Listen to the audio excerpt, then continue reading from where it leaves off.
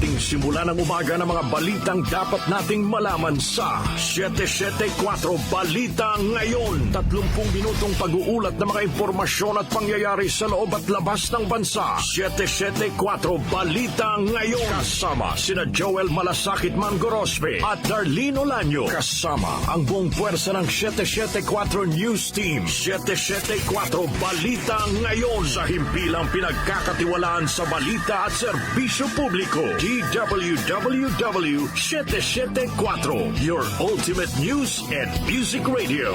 At ngayon, narito ang inyong tagapagbalita. 774 Balita Ngayon. Magandang umaga Luzon, magandang umaga Visayas, magandang umaga Mindanao. At lahat po ng ating mga ka-music nationwide and worldwide. Araw po ngayon ng Lunes, December 4, 2023. Narito na ang 774 Balita Ngayon. 774 Balita Ngayon. At ating headlines. 11 patay habang hindi bababa sa 50 ang nasugatan sa pagsabog sa isang gymnasium sa Marawi City. Pagkasawi na 11 miyembro ng Dawla Islamiyya, sinisilip ng mga otoridad kung may kaugnayan sa pagsabog sa Mindanao State University. Dalawa na asawi habang ilan pa sugatan sa pagtama ng magnitude 7.4 na lindol sa Surigao del Norte. Dalawang Pinoy binitay sa China dahil sa drug trafficking. DOH, pinayuhan ng publiko na magsuot ng face mask bilang pag-iingat sa walking pneumonia. Dagdag bawas sa presyo ng produktong petrolyo nakaabang ngayong linggo. Sa Metro News naman, ilang customer ng Maynila at sa LCR mawawala ng supply ng tubig simula ngayong araw hanggang December 12. Provincial News, mga appointed designated at heads ng Bangsamoro government pinag-courtesy resignation ng Office of the Chief Minister. At sa International News, 9 na pasahero ng bus sa Northern Pakistan patay sa pamamaril ng mga hindi patukoy na gunman. Sa atin naman, Sports Alert, Ateneo Blue Eagle Center Casey De La Rosa itinanghal bilang UAAP Season 86 Women's Basketball Most Valuable Player. At sa showbiz balita, actor-comedian na si June Urbano o mas kilala bilang si Mr. Shuli, avid listener ng 774. Pumanaw na po sa edad na 84. Sa atin naman balitang kakaiba, kauna-unahang whole eye transplant batagumpay na naisagawa sa Amerika. Oras alas 6:43 sa umaga, kami ho ang mga tagapagbalita Joel Malasakit Mangorospe. At Darlene At Olanyo. sa detalye ng mga naglalagab live at totoong mga balita. 774 Balita Ngayon. Malungkot na balita po, 11 nasawi habang hindi bababa naman sa 50 ang nasugatan sa pagsabog na naganap sa Dimaporo Gymnasium sa Mindanao State University sa Marawi City kahapon. Naganap ang pagsabog sa kasagsagan ng misa sa gym na dinaluhan ng mga estudyante at mga guro. Kinundi na naman ni Lanao del Sur Governor Mamintal Alonto Adjong Jr. ang insidente at nangako ng hustisya sa mga biktima. Ayon kay Police Lieutenant General Emmanuel Peralta, Acting Chief for Directoral Staff of the PNP, sa isinagawang post-blast investigation, may na-recover na fragments ng 60mm mortar na improvised explosive device. Patuloy namang inaalam ng mga otoridad ang nasa likod ng pagsabog at ang motibo rito. 774 Balita Ngayon. Iniimbestigahan na ng mga otoridad kung may kinalaman sa pagsabog sa Mindanao State University ang ikinasang military at PNP operations sa Islamic militant group na Dawla Islamiyya noong Biyernes. Mga batid na 11 miyembro nito ang nasawi bakarang makasagupa ang tropa ng pamalaan sa Datu Hofer Ampatuan, Maguindanao del Sur. Ayon sa hepe ng Army 601st Infantry Brigade na si Major Saver Balogan, nagsasagawa ng patrol operations ang 48th Infantry Battalion ng makasagupa ang hindi pa matukoy na bilang ng mga miyembro ng DI Hassan Group sa Barangay Tuwayan Mother. Sa clearing operations, na-recover ng ground troopers ang 5 M16 rifles, 2 M14 assault rifles, rocket-propelled grenades at 5 improvised explosive device. Ang Dawla Islamiyya ang sinasabing nasa likod ng pambobomba sa mga pampasaherong bus sa Maguindanao del Sur at Sultan Kudarat sa nakalipas na 3 taon. 774 Balita Ngayon. At kaugnay ng balitang yan, kinundi na po ni Pangulong Ferdinand Marcos Jr. ang pag-atake sa gymnasium sa Mindanao State University o MSU na ikinasawi ng 11 katao. Ikinasugat naman ng hindi bababa sa 50 iba pa. Sa statement na nilabas ng Pangulo, nakasaad na itinuturing na kalaban ng bansa ang mga extremists na nagdadala ng karahasan laban sa mga inosenteng mamamayan. Nagpaabot din ng pakikiramay ang Pangulo sa pamilya ng mga biktima ng pag-atake. Sinisinaman ng Pangulo ang mga foreign terrorists na nasa likod ng pagsabog. Tiniyak naman ng Pangulo na nakikipag-ugnayan na ang gobyerno sa regional government ng Bangsamoro Autonomous Region in Muslim Mindanao o BARM at sa mga lokal na pamahalaan sa pagtugon sa insidente. Siniguro rin ng Pangulo na mabibigyan ng ustisya ang mga biktima ng pagsabog. 774 Balita Ngayon. Sa iba pang balita, aabot sa mahigit 500 pamilya at mahigit 2,000 individual ang naapektuhan ng pagtama na magnitude 7.4 na lindol sa Hinatuan, Surigao del Norte gabi ng Sabado. Batay sa ulat, 2 ang nasawi sa insidente habang ilan din ang nasugatan sa pagtama ng lindol. 2 tulay naman ang nasira sa pagyanig habang naibalik na ang supply ng kuryente sa mga naapektuhang bahay. Inihayag ni Defense Secretary Gilbert Chodoro na naapektuhan din sa pagyanig ang nag-iisang Doppler radar ng Pag-asa sa Eastern Mindanao. Ayon naman sa PHIVOC, sa abot na sa higit 800 aftershocks ang naitala matapos ang lindol. Suspendido naman ang pasok sa mga paaralan at trabaho ngayong araw sa buong lalawigan ng Davao del Norte upang bigyang daan ang assessment ng PDRMO sa mga gusali sa posibleng pinsala na dulot ng pagyanig. 774 Balita Ngayon. 13 minuto bago mag-alas 7 ng umaga, pinayuhan po ng PHIVOC sa mga lokal na pamahalaan na magsagawa ng assessment sa epekto ng tsunami na tumama sa coastal areas ng Surigao del Sur at Davao Oriental. Ito'y makaraang alisin na kahapon ng PHIVOC ang tsunami warning na itinaas kasunod ng magnitude 7.4 na lindol na yumanig sa Hinatuan, Surigao del Sur noong Sabado. Ayon sa sea level monitoring ng PHIVOC, naitalang tsunami na may preliminary wave heights na 0.64 meters sa Mauis Island sa Hinatuan, 0.18 meters sa Lawigan, Bislig City, 0.05 meters sa Port of Dapa, Surigao del Norte at 0.08 meters sa Mati, Davao Oriental. Kaugnay nito, pinapayuhan ng mga residente sa coastal areas doon na sundin ang mga tagubilin mula sa local officials. Maging ang mga sasakyang pandagat ay pinapayuhan ding sumunod sa bilin ng Coast Guard bago pumalaot. 774 Balita Ngayon. Nakauwi na sa bansa noong Sabado ang 14 na Filipino seafarers na kabilang sa mga tripulante ng isang barko na natamaan ng Russian missile habang naglalayag sa Black Sea. Ilan sa mga ito ang nagtamo ng minor injury kabilang na ang kapitan ng barko na si Arnel Lopez. Ayon sa Department of Migrant Workers, sinagot ng manning agency ang gastos upang makauwi sa bansa ang mga Pinoy seafarers. Mababatid na sakay ng kanilang barkong K-Max Ruler ang 14 na Pinoy habang sila ay dumadaong sa Odessa, Ukraine noong November 8 nang tamaan ito ng missile na pinakawalan ng Russia. Nasawi sa pag-atake ang isang Ukrainian harbor pilot habang nasugatan naman ang 3 iba pang tripulanteng Pinoy na nauna nang nakauwi sa Pilipinas. 774 Balita Ngayon. 2 Pinoy na convicted sa drug trafficking cases ang binitay sa China. Ayon sa Department of Foreign Affairs sa DFA, kinumpirma ng Philippine Consulate General sa Guangzhou na binitay ang 2 Pinoy noong November 24. Kasunod dito, nagpaabot ng pakikiramay ang DFA sa pamilya ng 2 Pinoy. Hindi naman tinukoy ng DFA ang pagkakakilanlan ng mga ito alinsunod na rin sa kahilingan ng kanilang pamilya. Ang 2 binitay na Pinoy ay inaresto noong 2013 matapos mahuling may dalang 11 kilo ng shabu na itinago sa DVD player. 774 Balita Ngayon. Pinayuhan ng Department of Health ang publiko, lalo na ang mga kabilang sa vulnerable sector, na magsuot ng face mask upang maiwasang tamaan ng walking pneumonia.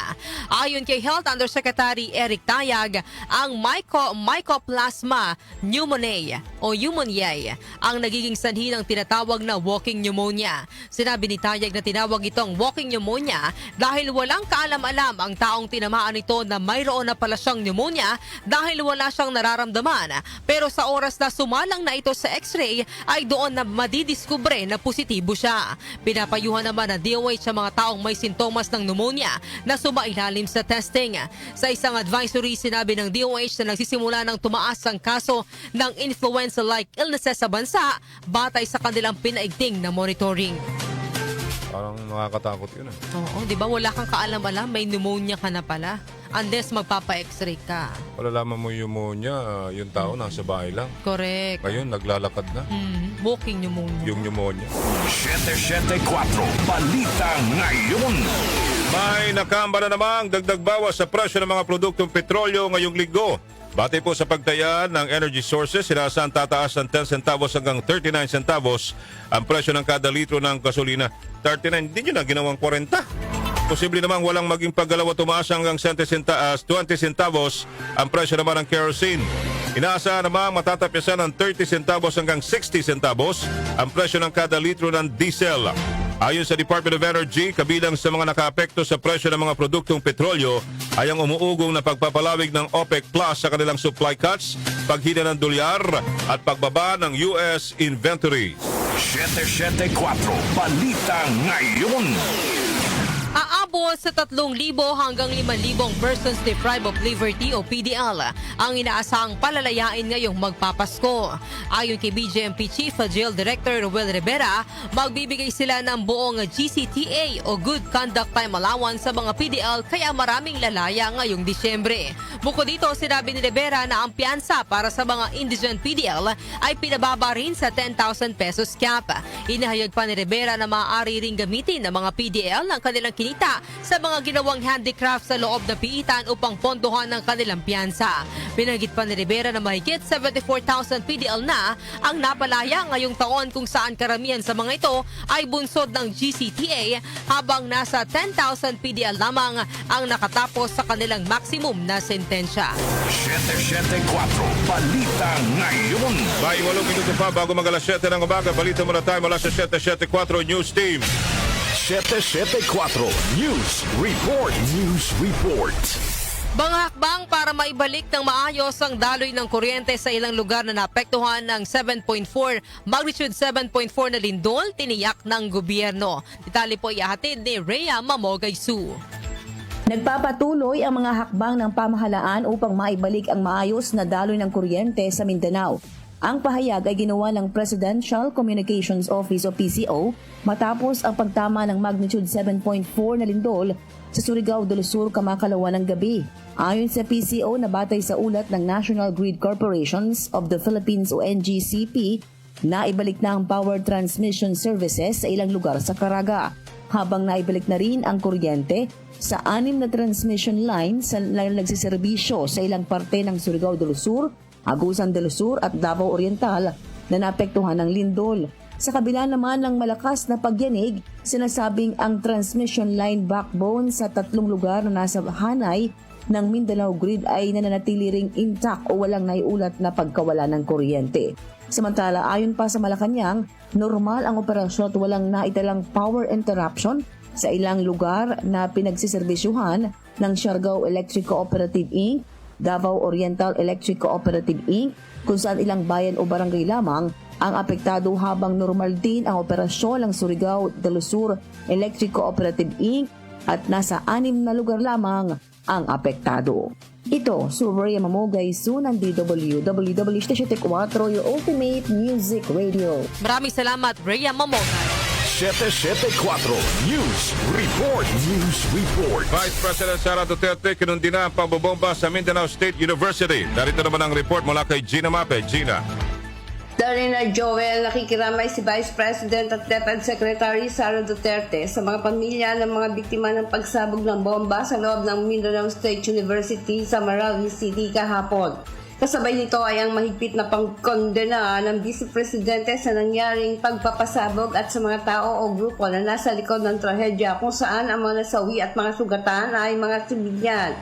Nakakabahalaan niya ito ay nangyari sa loob ng MSU compound sa isang katolikong simbahan sa isang bahagi ng bansa na may mahaba at madugong karanasan sa terorismo. Isaan niya itong gawa ay mapangahas ngunit malinaw na isa itong karuwagan. Nananawagan ng Vice Presidente sa lahat ng mga Pilipino, lalo na sa mga Mindanao na maging mahinahon habang nagsasagawa ng investigasyon ang mga otoridad. Gayunpaman, kailangan din niyang maging maingat at maging mapagmatyag upang mapigilan ang mga maaaring susunod pang pag-atake sa mga sibilyan.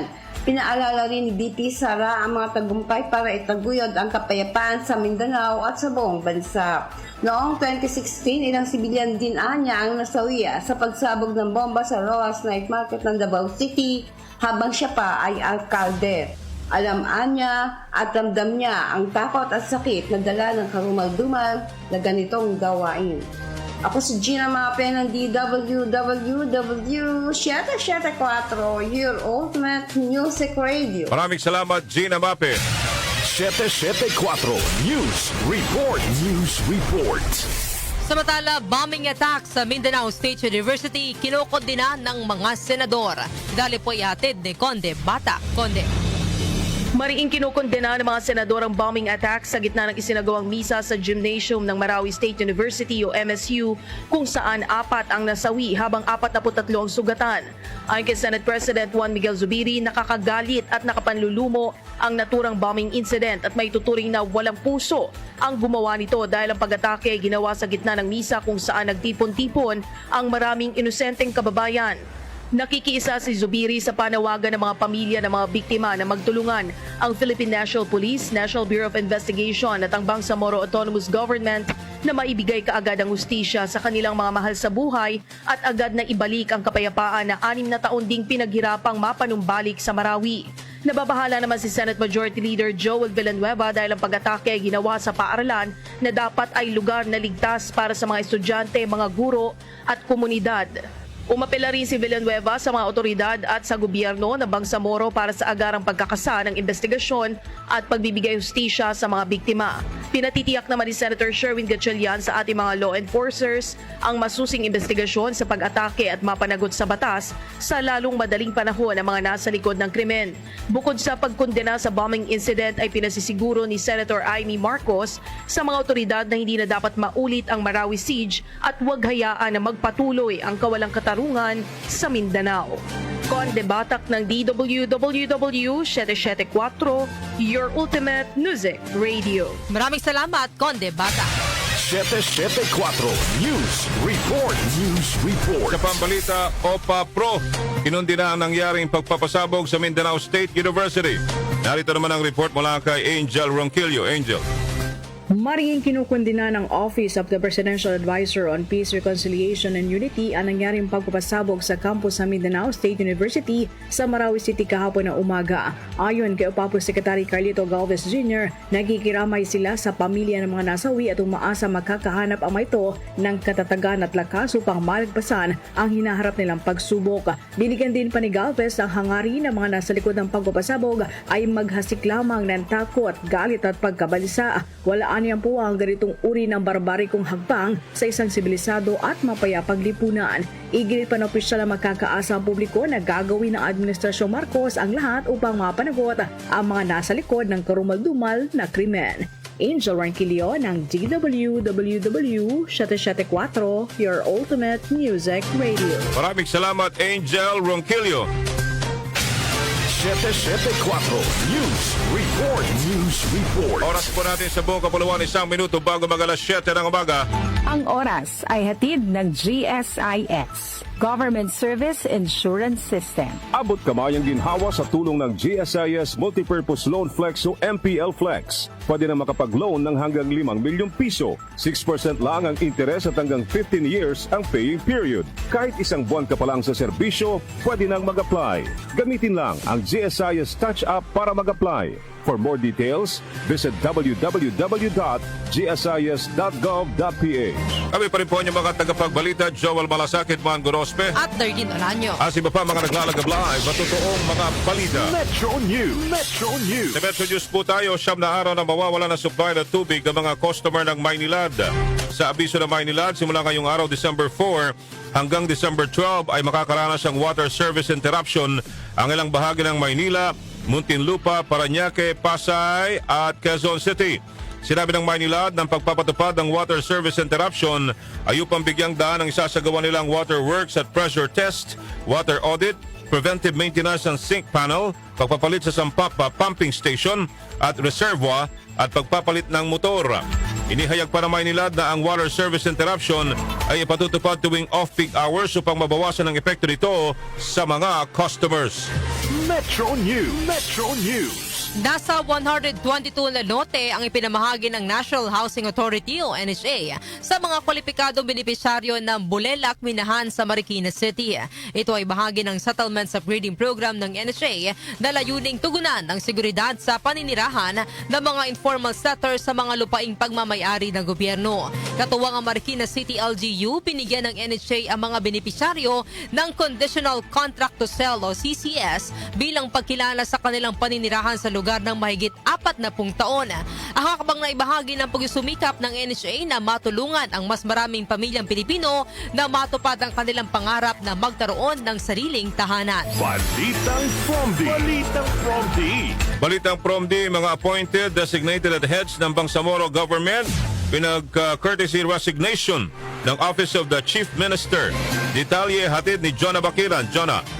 Naglabas ang Office of the Chief Minister ng Bangsamoro Autonomous Region in Muslim Mindanao ng memorandum circular kung saan pinagka-courtesy resignation nito ang lahat ng appointed o designated at lahat ng heads ng Bangsamoro government.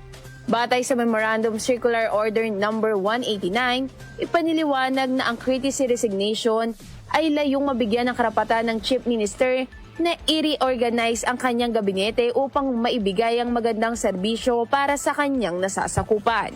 Ang courtesy resignation ay kailangang maisumite ng mga opisyal nang hindi lalagpas ng petsang December 5, 2023. Sakali naman baliwalain ng mga opisyal ang memorandum, may kalayaan ng Chief Minister na magtalaga ng bagong appointments o designations. Pirmado ang memorandum ni Chief Minister Ahod B. Ibrahim. Ako po si Jonah Bakira ng DWWW 774 Ultimate Music Radio. Maraming salamat. Yan po si Jonah Bakiran. Balita sa labas ng bansa. Sa ating international news, siyam na pasahero ng bus sa Northern Pakistan patay sa pamamaril ng hindi pa tukoy na gunman. Detalye po ihatid ni Rosemary Miranda. Nasawi ang siyam na katao, kabilang ang 2 off-duty army personnel sa naganap na pamamaril sa isang bus patungo sa Northern Pakistan na nagdulot ng pagbangga nito sa paparating na truck na naging dahilan ng pagkasunog nito. Ang bus ay inatake nitong Sabado, ika-2 ng Disyembre, dakong alas 6:30 ng gabi, lokal na oras sa Pakistan nang hindi bababa sa 5 militante. Ayon kay Arif Ahmed Khan, isang senior government official sa naturang distrito, 8 katao ang namatay sa mismong pinangyarihan ng krimen, habang ang isa naman ay binawian ng buhay sa ospital. Nangyari ang pag-atake malapit sa Shiraz sa Gilgit-Baltistan sa kahabaan ng Karakoram Highway na kumukonekta sa Islamabad sa bulod-bunduking Hilaga at China na tinatahak ang isa sa maraming daan na sinaunang Silk Road. Wala pang grupong maako sa panagutan na naturang insidente, ngunit nabatid na ang rehiyon ay matagal na nakikipaglaban sa sectarian violence sa pagitan ng Sunni at Shiite Muslims. Ako po si Rosemary Miranda ng DWWW 774, your ultimate music radio. Maraming salamat, Rosemary Miranda. Sports Alert! At sa Sports Alert, Ateneo Blue Eagles center Casey De La Rosa itinanghal bilang UAAP Season 86 Women's Basketball Most Valuable Player. Narito ang report mula kay Mika Fajardo. Mika. Pinarangalan bilang Most Valuable Player si Ateneo Blue Eagles center Casey De La Rosa para sa UAAP Season 86 Women's Basketball nitong linggo na ginanap sa Araneta Coliseum. Nagtala siya ng 83.857 statistical points sa pagtatapos ng Season 86 eliminations. Habang ang sumunod naman kay De La Rosa na si Josie Caputo ay nakakuha ng 82 statistical points. Nag-average si De La Rosa ng 19.6 points, 12 rebounds, 2.6 blocks at 1.5 steals sa season. Ito ang nagdala sa Ateneo sa Final Four ng Liga. Ikinagagalak naman ni De La Rosa ang pagtanghal sa kanya bilang MVP at sinabing bonus lamang ang award na ito habang ang kanilang layunin ay ang makuha ang kampyonato ng Liga. Kasama ni De La Rosa sa mythical team sina Josie Caputo ng Far Eastern University, Kent Pastrana at Tantoy Ferrer ng University of Santo Tomas at Junice Calago ng Ateneo de Manila University. Ako po si Mika Fajardo ng DWWW 774, your ultimate music radio. Maraming salamat sa iyo, Mika Fajardo, the pride of Tondo. Showbiz Balita.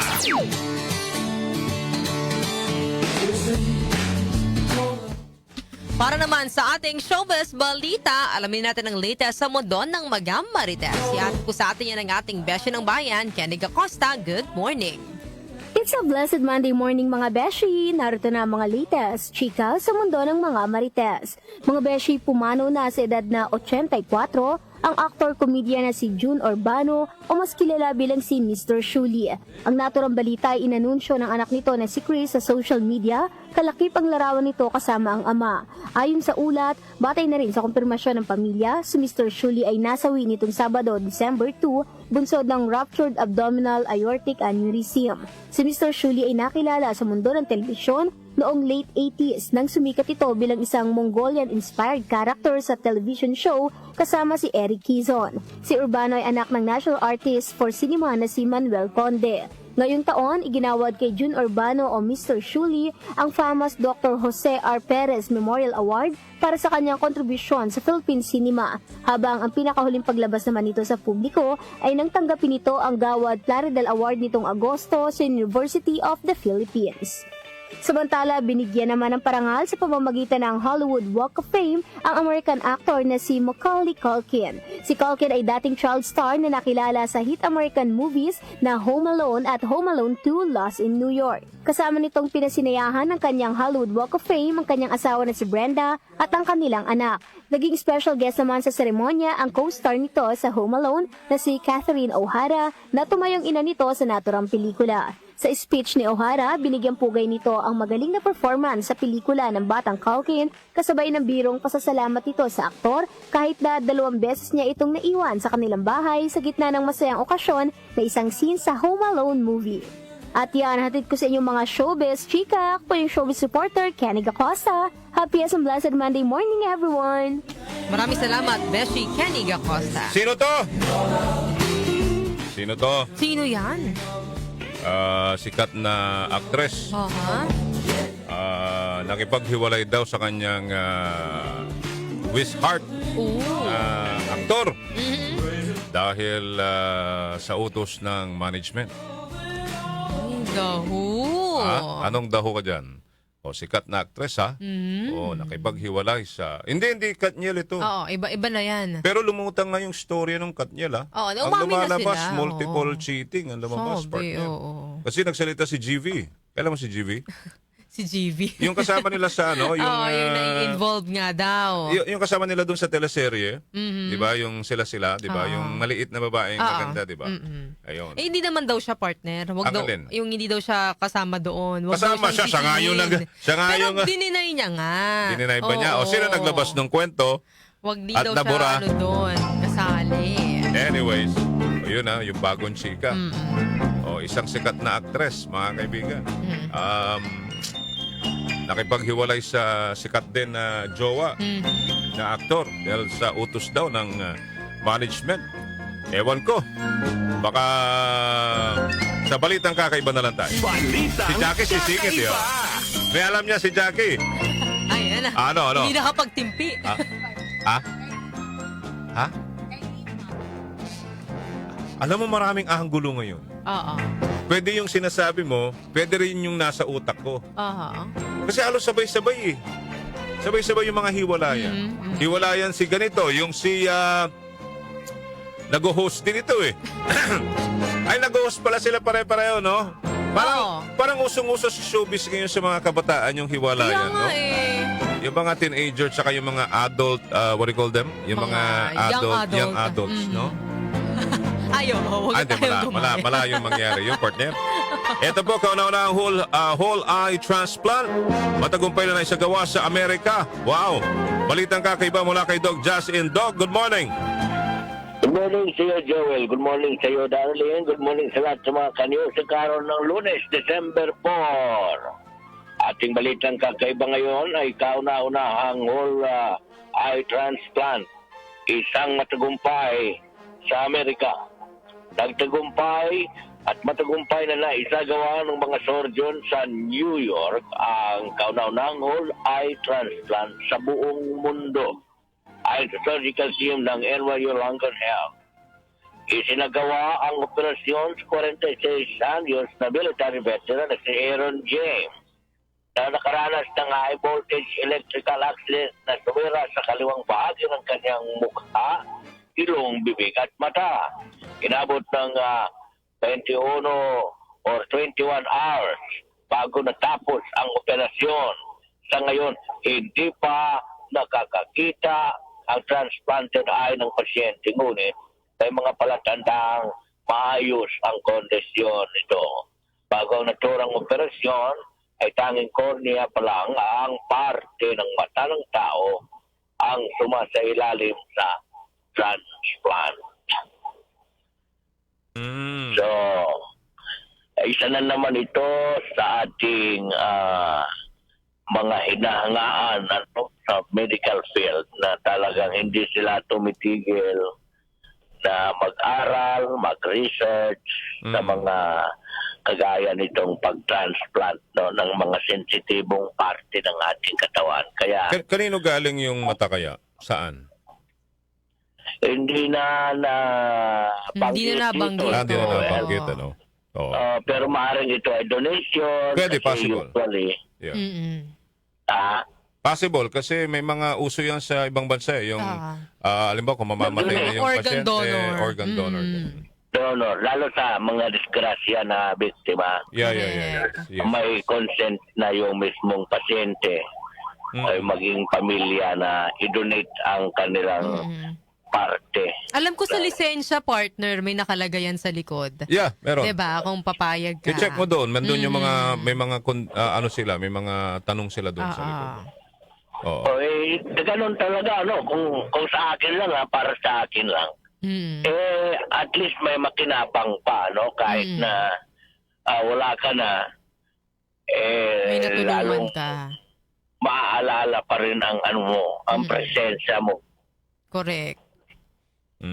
Wag lang yung ma-develop yung halimbawa, yung pumanaw ay may syuta, tapos nalipat doon sa isa, pag tinitingnan niya yung mata, baka ma-develop. Oo. Wag ganon. Hindi, biro lang yan mga ganyan. Pero sensitibo kasi itong mga ganitong usapan na talagang isa sa ating mga dapat na ipagdasal natin, Joel, Darlene. Pagdasal natin yung mga nasa medical field kasi sobrang laki talaga ng kanilang ambag sa ating sosyedad. Oo naman. Ang mga, tingnan mo, ito ang napansin ko, kaya advice ganda ko. Dati kasi nung pandemic, talagang grabe yung ating pagsaludo, Talagang hinangaan. Pagka nakakita ng naka-uniform na doktor o nurse sa mga public utility vehicles, binibigyan ng talaga, ng importansya at ng kortesiya. Oo. Pero ngayon tapos ng pandemic, marami akong nakikita na parang bumalik na naman tayo sa passive lang na na kumbaga sa mga nasa medical field. Pero alam ko kung ikaw ay nasa medical field, kahit sa sasakyan mo, meron kayong special treatment. Oo, lagi kasing lagi kasing yung mga yan. Anong tawag doon? The doctor On call. On call. Doctors on call nakalagay. Doctor on call nakalagay. Kaya rin yan sila, hindi naman sila magmamadali minsan. Timing pala, Joel, i-congratulate natin yung mga bagong kapapasa pa lang sa nursing. Oo nga pala, congratulations sa mga pasado. May mga kaibigan ako, kaklase, schoolmates na pumasa yung kanilang anak sa board exam. Congratulations. Congratulations.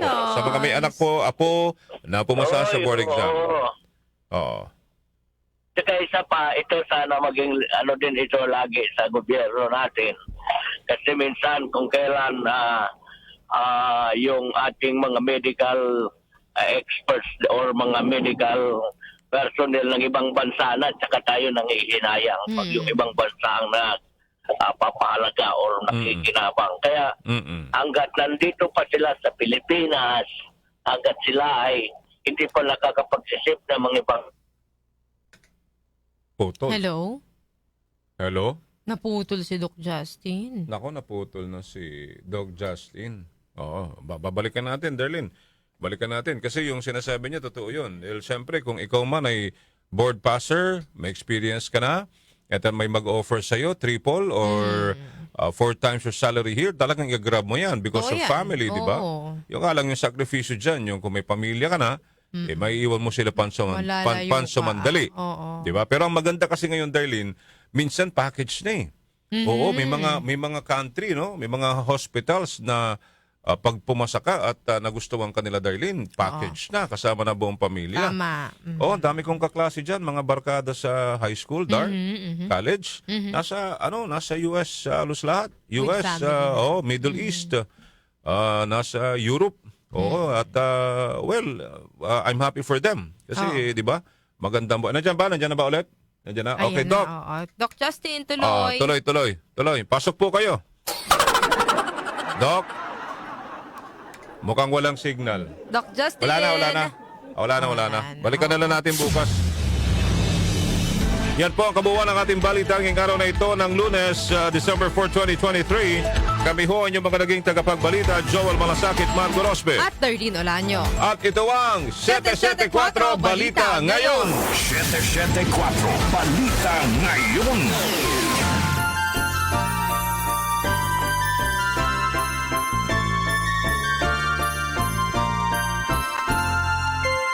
Mayroon na lamang po tayong 21 days bagong araw ng Pasko. Alas 7:17 na po ng umaga.